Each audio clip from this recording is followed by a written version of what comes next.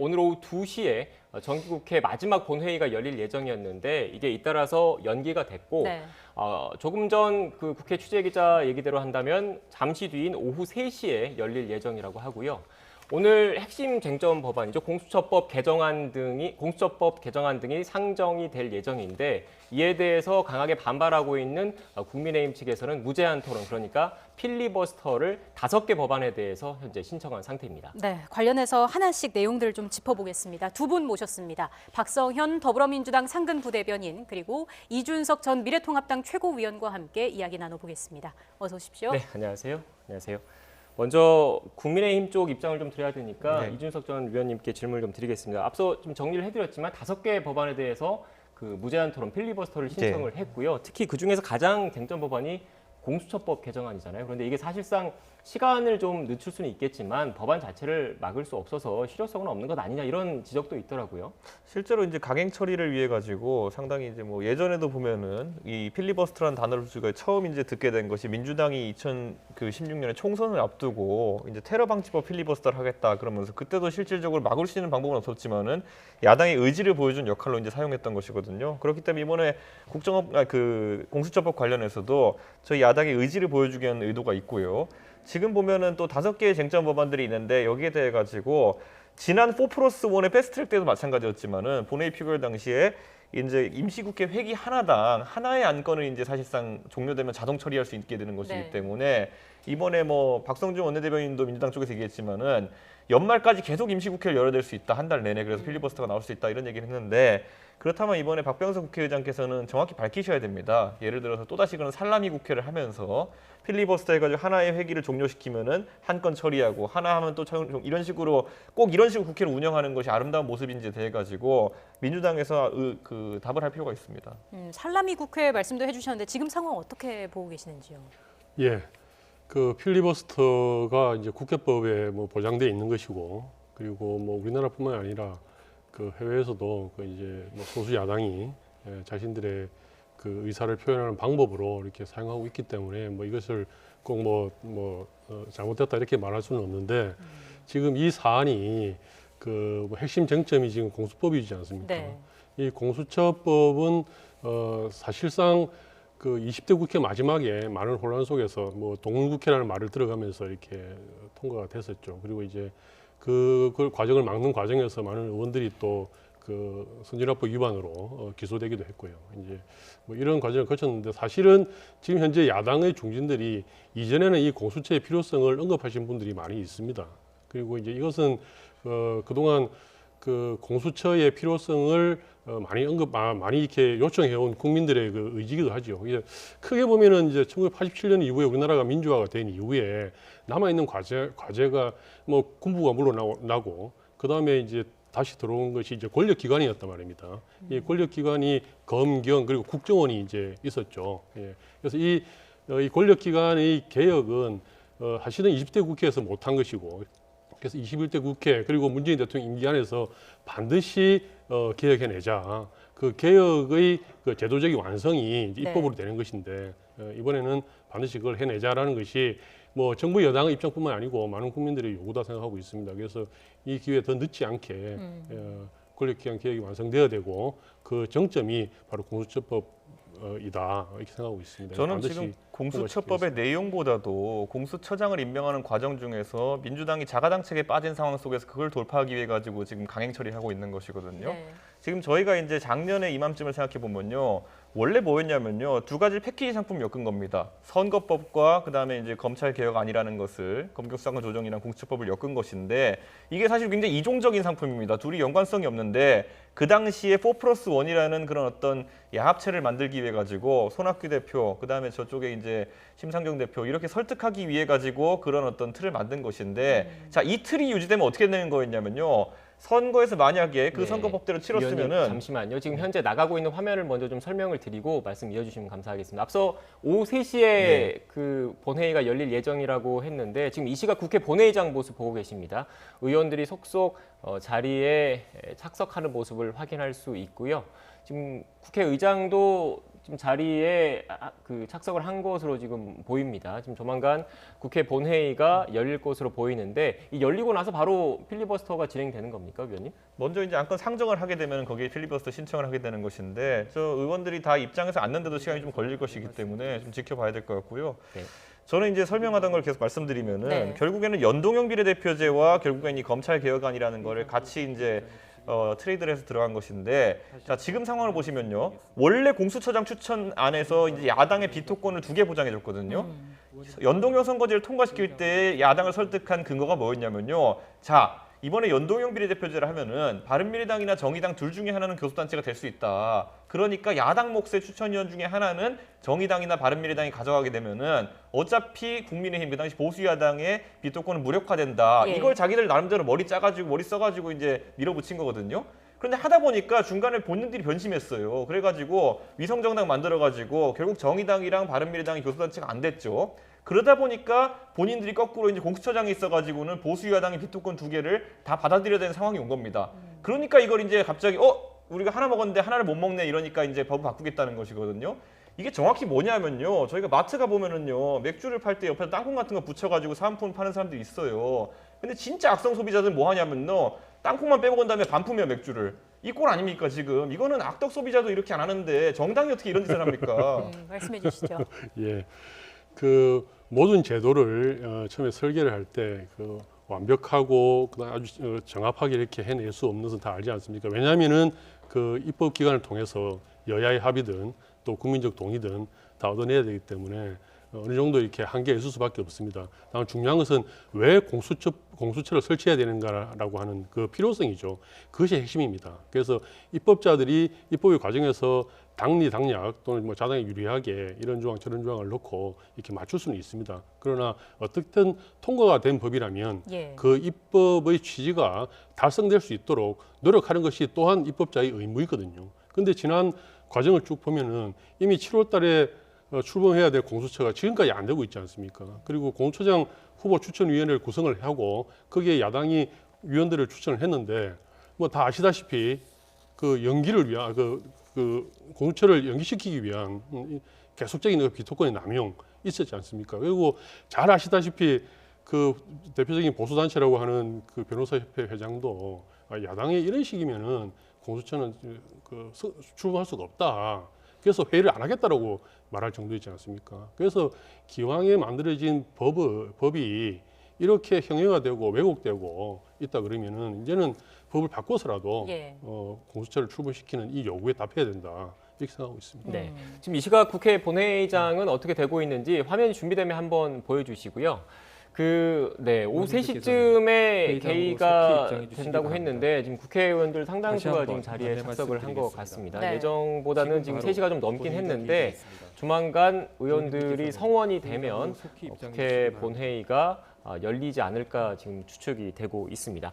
앞서 지금 부대변인께서 말씀하셨는데 또 일각에서는 지금 어떻게 보면 핵심이 공수처장 후보 추천위원회의 그런 그 추천 기준이 그 7명 가운데 6명이 동의한다는 것을 5명으로 사실상 줄였기 때문에 야당의 거부권을 없애서 여당의 그런 동의, 여당의 어떻게 보면 이른바 시쳇말로 입맛에 맞는 공수처장 후보를 추천을 하면 그게 어떻게 보면 공정성이랄까 이런 쪽에 좀 문제가 있지 않을까라는 우려 섞인 시선도 있는 게 사실이더라고요. 여기에 대해서는 어떻게 생각하십니까? 저는 실질적으로요. 결국에는 우리가 사법제도나 아니면은 이런 수사에 대해 가지고는 견제와 균형을 굉장히 중요하게 생각합니다. 왜냐하면 국가의 가장 핵심 권력 중에 하나가 검찰이나 경찰에 의한 수사 권력이거든요. 근데 여기에 대해 가지고 지금 민주당이 이번 국회 들어서 한 걸 보십시오. 자, 먼저 검찰총장이 마음에 안 든다고 쫓아내려고 난리를 치고 있습니다. 그다음에 이번에 전해철 의원을 행안부 장관으로 지명하면서 경찰에 대한 통제력을 강화하려고 하고 있습니다. 지금 공수처 출범시킨다고 4+1을 야합하더니만은 이제 마음대로 출범도 못 시키겠으니까 비토권을 없애겠다 하고 있습니다. 네. 결국 이 수사기관들에 대해 가지고는 완벽한 통제권 행사하려고 하고요. 이것의 사전 정지 작업으로 21대 국회가 시작되자마자 원구성 협상을 하는데 보통 소수당에게 주던 법사위원장의 그걸 권한을 가져가기 위해 가지고 그냥 막무가내로 그냥 이번엔 줄 수 없다 그러더니만은 가져가 버렸습니다. 아니다 다를까 그때 임명된 법사위원장이 이제는 뭐 날치기를 통해 가지고 어제 이제 상임위를 통과시켰거든요.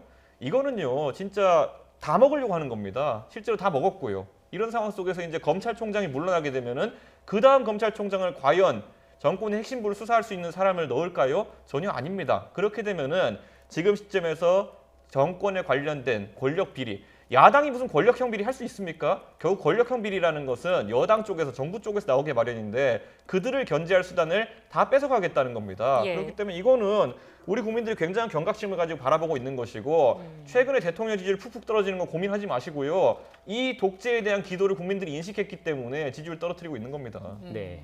잠시만요. 지금 이 시각 국회 본회의장 모습 나가고 있는데 현재 국회 상황이 시시각각 변하고 있어서 좀 네. 설명을 좀 드리겠습니다. 앞서 오후 3시에 국회 본회의가 개의될 예정이라고 했는데 아직 그 개의는 되지 않았고 국회의원들이 속속 착석하고 있는 모습이고요.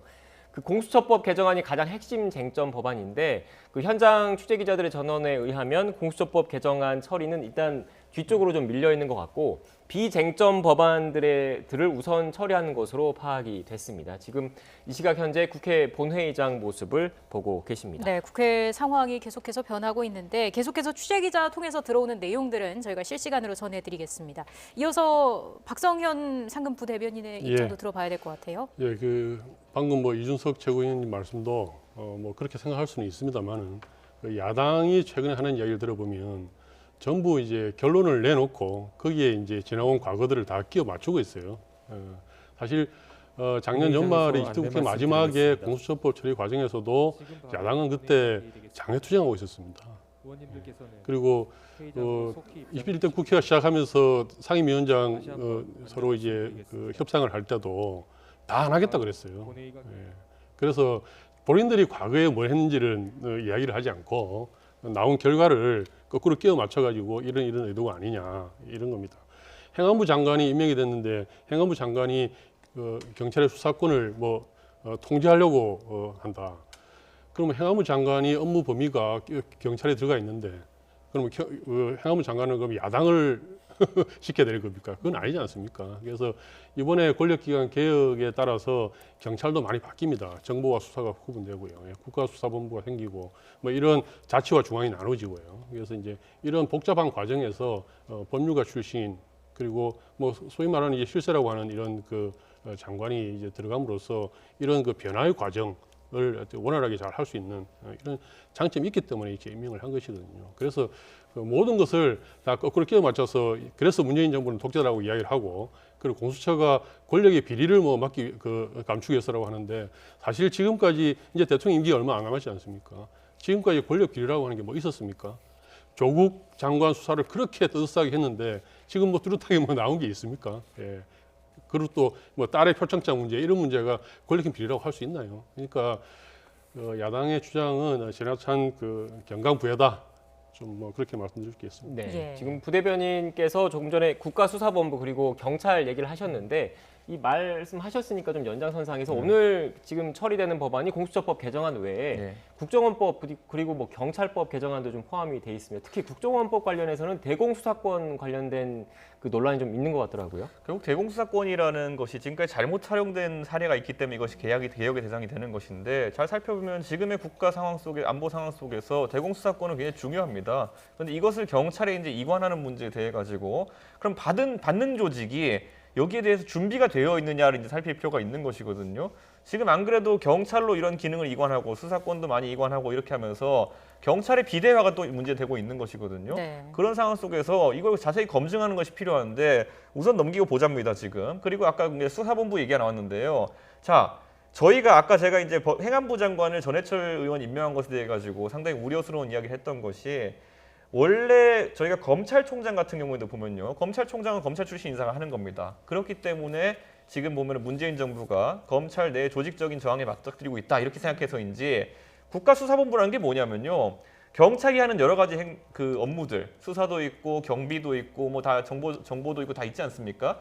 이 중에 수사에 해당하는 부분을 그 치안정감 레벨로 해가지고 한 명을 따로 두는 겁니다. 네. 근데 이 사람은 경찰청장도 저희가 봤을 땐 경찰이 해야 되죠. 근데 이 사람은 외부에서 모집할 수 있게 되어 있습니다. 공수처장처럼. 그러니까 국가수사에 대한 국가수사본부라는 걸 둬가지고 경찰 내 수사 기능을 경찰이 아닌 외부 인사에게 줄 수 있도록 하는 겁니다. 그렇기 때문에 저희는 여기서 봤던 게 뭐냐면은 전해철 장관 후보자가 가가지고 장관이 되면은 이런 어떤 경찰 조직 내부에서의 어떤 이런 문화나 이런 것을 회피해가지고 국가 수사 권력을 장악하려는 거 아니냐 이렇게 묻고 있는 것이고 방금 전에 박 부대변인님께서 전해철 그 의원이 법률가 출신이고 이래가지고 여기에 적임자로 가셨는데요. 그 전임가도 법률가 출신입니다. 진영 장관도 판사 출신이거든요. 그러니까 이분이 전문성이 더 있어서 간 게 아니라요. 국가 권력에 더 가까운 분이기 때문에 지금 투입한 겁니다. 그렇기 때문에 그 의도는 저희가 검찰총장과의 갈등 속에서 맛보기 한번 보지 않았습니까? 아니 세상에 법무부 장관이 검찰총장을 지휘할 수 있다. 수사에 대해서 구체적으로 지휘할 수 있다는 그 법조문 거의 뭐 이례적으로 한 10년에 한 번쯤 활용되는 그 권한을 이용해가지고 거의 한 달에 10번씩 쓰고 있는 것 같아요. 지금 피감상으로는. 경찰청장도요. 제가 이제 미리 말씀드립니다만은 똑같은 조항이 있어요. 행안부 장관이 경찰청장을 지휘할 수 있다고 되어 있거든요. 앞으로 그 소위 말하는 그립감을 가졌다고 표현하는 장악력을 가졌다고 하는 정치인 출신 장관들이 가가지고 예. 이번에 또 행안부는 또 얼마나 경찰은 또 얼마나 뒤집어 놓을지 많은 국민들이 보게 될 겁니다. 말씀해 주시죠. 예. 그 경찰 조직은 사실은 그 이준석 그 최고위원 말씀처럼 그 검찰하고는 아주 다릅니다. 예. 경찰 조직은 일단 숫자가 굉장히 많고요. 또 그 국가의 어떤 전 영역에서 다 이렇게 걸쳐져 있는 조직이기 때문에 그렇게 일사불란하게 또 그렇게 되는 부분도 아니고 그다음에 이번에 그 이제 경찰 같은 경우는 이제 자치 경찰을 두고 그다음에 이제 핵심은 사실은 정보와 수사의 그 구분입니다. 그리고 이제 국정원에서 갖고 있는 그 방첩 이런 그 정보 부분은 계속해서 국정원이 이렇게 갖고 있습니다. 그 해외 수사도 마찬가지고요. 다만 국내 수사 부분만 이제 경찰로 이렇게 이관을 하는 것이죠. 그래서 이거는 사실은 오래된 문제입니다만은 그 국정원이 갖고 있는 그 대공 수사를 악용하는 측면, 그걸 통해서 국내 정치에 좀 개입하는 측면 이런 측면이고 이거는 사실 뭐 오래된 이야기가 아니고요. 최근에도 간첩 조작 사건이 있었지 않습니까? 이제 이런 부분에 대해서 국정원이 이제 본연의 기능을 제대로 잘하는 이런 조직으로 태어날 수 있고요. 그리고 이제 그 잘하는 기능 그리고 이제 중축된 기능을 하나로 모으고 그 다음에 권력이라고 생각되는 부분들은 분산하고 그래서 전체적으로 이렇게 좀 그 국민들의 인권을 보호하고 또 이제 공권력에 대한 국가의 신뢰를 좀 이렇게 높이는 이런 방향이기 때문에 저는 아주 좋은 방향으로 생각하고 있습니다. 제가 한번 그 부대변인께 여쭤보고 싶은 게요. 문재인 정부 처음 들어가지고 그 소방관들에게 인기를 끌겠다고 해가지고 자치 소방으로 되어 있는 것을 소방을 전부 다 국가직 전환하겠다고 해가지고 막 문재인 대통령이 소방관들 둘러싸여가지고 환호받고 이런 거 기억나시죠? 그거 소방은 왜 자치에서 국가직으로 전환해야 되는 것이고 또 이제 경찰의 업무는 왜 또 국가에서 또 중앙경찰에서 왜 또 지방자치로 이원화해야 되는 것인지에 대해 가지고 혹시 철학이 있나요? 아주 제가 평소에 이제 이준석 최고위원 존경하는데 그 아주 단순한 겁니다. 소방관들에게는 권력이 없어요. 소방관들은 그 국가 서비스업이고요. 그 다음에 그 핵심적인 문제는 처우의 문제였습니다.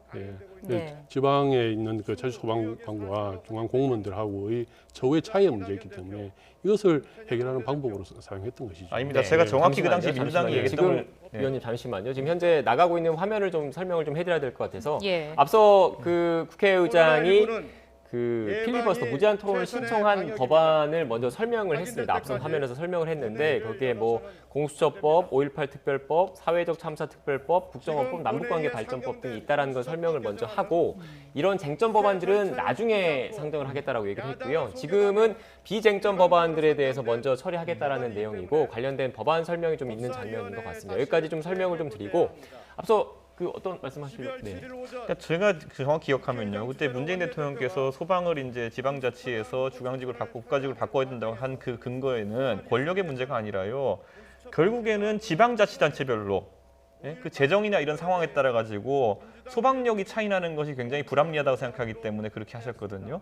그렇다면은 경찰 같은 경우에도 자치경찰로 이제 치안 업무를 상당 부분 이관하게 되고 그렇게 되면은 지방자치단체의 재정이나 이런 상황에 따라 가지고 굉장히 이제 그 경찰력이나 이런 부분의 치안에 대한 부분이 달라질 수 있는 것이거든요. 그러니까 저는 그런 부분에 대한 논리를 지적한 것이고 지금 시점에서 저는 자치경찰제라고 하면은 많은 분들이 아까 말씀하셨지만은 권력이 있기 때문에 오히려 경찰 같은 경우에는 그게 어느 정도의 권력일지 모르겠지만 하다못해 교통단속이라 할지라도 많은 국민들이 지금 우려를 쏟아내고 있는 것은 지역 경찰이 유착되게 되면은 그게 사실상 유지들에 의해 가지고 뭐 영향을 끼칠 수 있는 건 아니냐, 아니면 지방자치 공무원에 의해 가지고 경찰이 통제되는 거 아니냐, 이거는 토착 세력을 만드는 것이거든요. 이런 거에 대한 우려가 있다는 것을 분명히 알고 있는데 그에 대해 가지고 지금 뭐 권력이 있기 때문에 우리 나눠준다? 권력을 밖으로 나눠줬을 때 오히려 어떤 위험이 생길 수 있는지 아셔야죠, 그거는. 예, 마지막으로 의견 듣고 마무리하겠습니다. 그 이제 이준석 차관의 논리에 따라가면은 대표적으로 이게 지방자치제를 필요 없다고 하는 논리와 이렇게 닿아 있습니다. 지방에 우리 구군 자치단체장들을 이제 선거로 뽑지 않습니까? 그 선거로 뽑으면은 지방의 토들이 자치단체를 장악하게 된다. 그런 비례 온상이 될 것이다. 이것이 오랫동안 있어왔던 지방자치 반대론자의 이야기였습니다. 예, 거기까지 말씀드릴게요. 아니, 조선시대 때 영의정이 뇌물을 많이 네, 받았겠습니까? 마무리를 좀 군수가 해야 많이 될것 받았겠습니까? 네, 마지막으로 지금까지 현재 상황을 좀 정리를 하겠습니다. 지금 이 시각 국회 본회의장 장면 있으면 한번 보여주시겠습니까? 네, 두 분과 쭉 이야기를 나눴는데 오후 3시가 좀 넘어서 그 본회의가 좀 시작이 됐고요. 네. 핵심 쟁점 법안들, 공수처법 개정안 쟁점 법안 등은 국회의장이 그 맨 마지막에 상정을 하겠다라고 얘기를 했고 지금은 비쟁점 법안 등에 대해서 이제 상정을 위한 절차가 진행되고 있다는 말씀 전해드리겠습니다. 지금까지 박성현 더불어민주당 상근 부대변인 그리고 이준석 전 미래통합당 최고위원과 함께 이야기 나눴습니다. 오늘 말씀 고맙습니다. 고맙습니다.